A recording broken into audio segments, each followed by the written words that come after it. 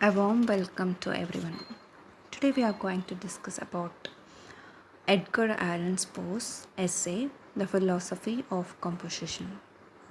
This essay is written by Poe in the year 1846.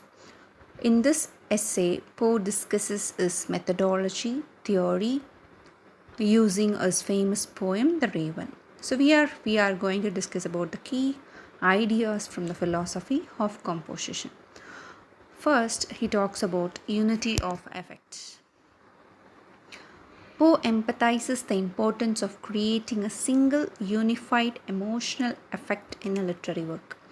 So, what are the purpose of writing a literary work? First, we want to concentrate on effect.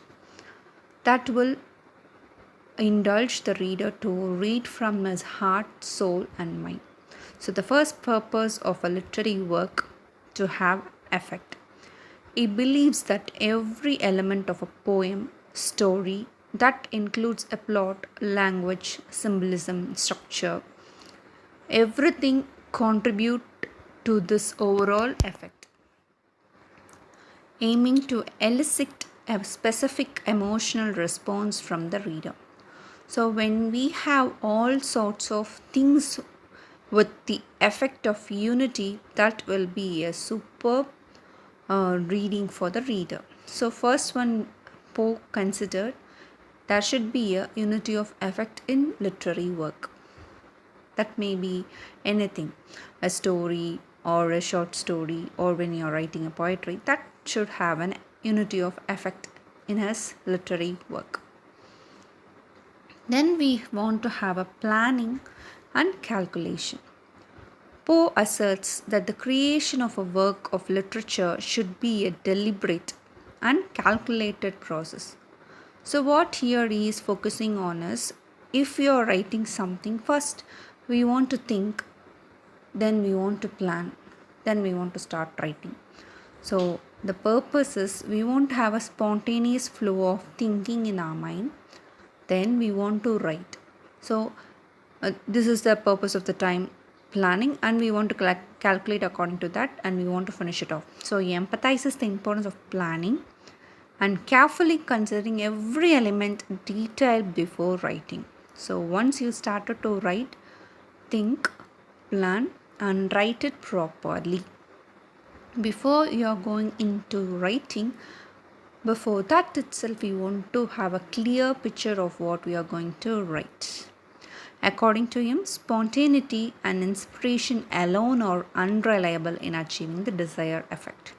So, for this purpose, we want to have an inspiration towards writing, and then we want to have a flow in our thinking process that will create a greatest effect to the reader. Then, the choice of subject matter.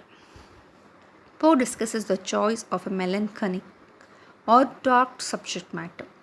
So, when you are writing with a melancholy tone or a dark subject, so in this Raven, he will be telling about the word nevermore. There is a repetition, it is called a refrain verse,